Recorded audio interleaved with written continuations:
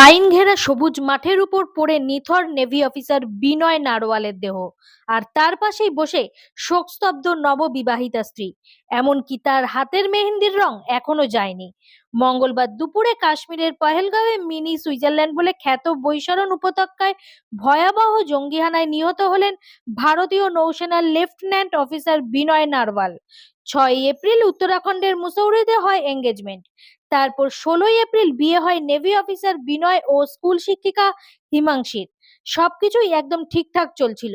নিয়তি বাদ সাধলেও হানিমুনে গিয়েই 6 দিনেই সব শেষ। কফিন জড়িয়ে কান্না হিমাংশীর।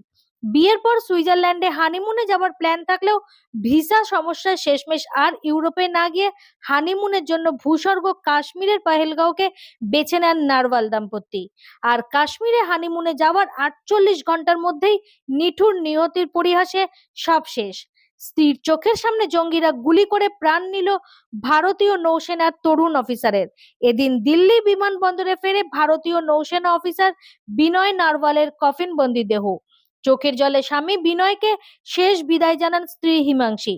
স্বামীর কফিনের সামনে দাঁড়িয়ে চিৎকার করে স্ত্রী হিমাংশী বলেন, আমি তোমার জন্য সারা জীবন গর্ব করব, জীবনের সর্বত্র গর্ব করব। আর তারপরেই সদ্য বিধবার গর্জন, জয় হিন্দ। কফিনবন্দি স্বামীকে জড়িয়ে ডুকরে কেঁদে ওঠেন হিমাংশী। এ দৃশ্য দেখে চোখের জল বাদ মানেনি সেখানে উপস্থিত নেভি অফিসার থেকে পরিবার পরিজনদেরও। ব্যুরো রিপোর্ট, আমার বাংলা নিউজ।